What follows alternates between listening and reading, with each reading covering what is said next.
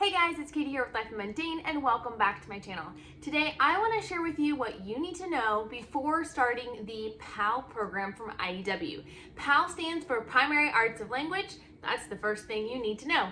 And this program is really amazing. I'm excited to kind of show you how this is laid out, how you should use it. It can be a little confusing at first, but hopefully by this end of the video, you will feel like you have a much better grasp on the program. So let's get started.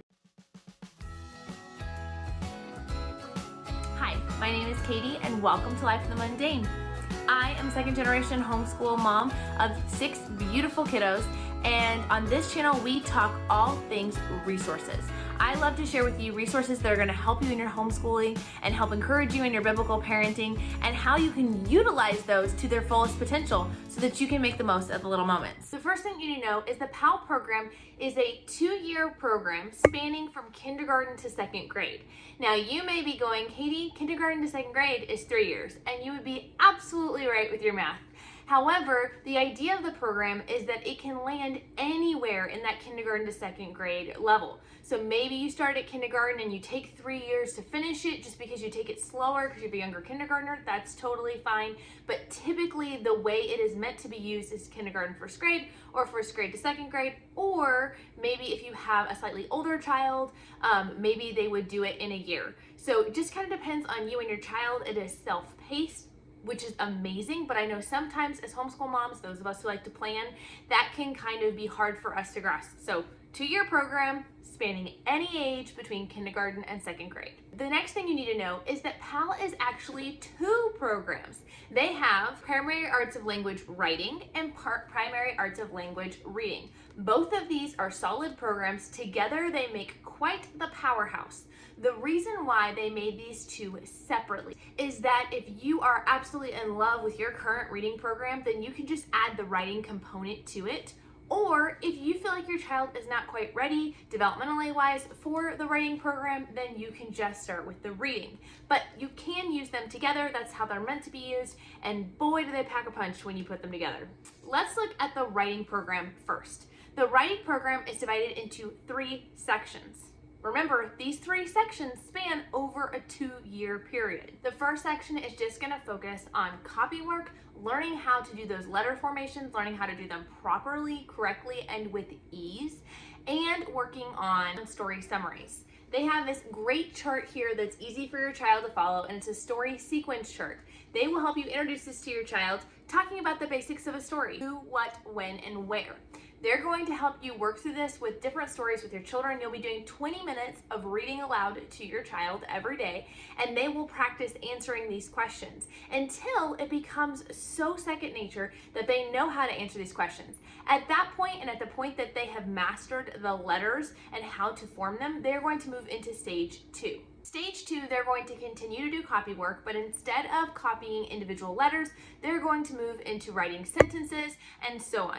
They are then also going to continue using that story sequence chart, but instead of just answering the questions, they're going to start retelling the story that you read to them in their own words. This gets them ready for that creative writing and for those other skills that they need in the future. Also during level 2, you're going to start some beginning grammar concepts, really just getting them familiar with some of the parts of speech. And depending on your child, you will incorporate all about spelling at this time. They will let you know when it's appropriate, that if your child is ready, this would be a good time to start. If your child's not ready, then you start whenever you're ready to do so. Once your child has a great understanding of the story concepts, they can retell the story well. Once they're able to do their copy work with more ease and they're starting to get a little bit of a handle on the spelling, it's time to move into section 3. Section 3 is going to move into the composition phase. Now, before you freak out, we're talking, 1st grade, 2nd graders here at this point. This is not an intensive composition. Actually, in fact, your child may not be ready to physically write anything long or lengthy, and that's okay. You can be your child's scribe and write for them, but this is just going to teach them some of those beginning skills. It's going to be using the concepts that are taught in the older IEW programs. They're not going to cover all the steps, they're just going to cover 4. They're going to start the keyword outline. Very simple keyword outline for your child. They're going to teach them how to summarize based on that keyword outline. Do you see how we've been practicing that in the other 2 stages? Then they're gonna start some beginning story writing and a little bit of creative writing. So this is a really cool program that puts it all together for you. I do wanna say one other thing before I move into the reading program, that the writing program does have some really unique things when it comes to letter formation that have really been helpful for my kiddos in the past. They have these fun letter stories that would go with every single letter to help your child remember not only the sound, but how it is formed. So the "ah" is angry, and she says "ah" because the boys keep pulling her ponytail.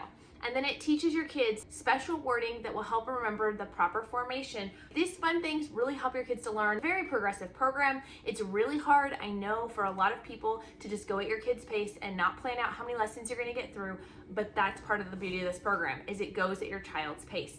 One lesson is not necessarily designed to be done in one day. Now that brings us to the reading program. The reading program is designed in 4 stages. The first stage is foundations. This is when you're gonna lay a strong foundation of understanding the different letter sounds, the different phonics rules, and how to put those together in words. During the foundation stage, it is going to require a lot more teacher-intensive work. So when you first start out with this program, pretty much everything is going to require you as the parent. However, it is designed that as your child progresses through the stages, there will be less and less teacher instruction and more independent work on your child. I really love the fact, because I feel like as parents, it's hard for us to know when is it time to let them try new things, when should we instruct and be hands-on, and when should we let it go. This kind of gives you a natural progression and tells you, hey, if your child's able to, go ahead and let them do this on their own.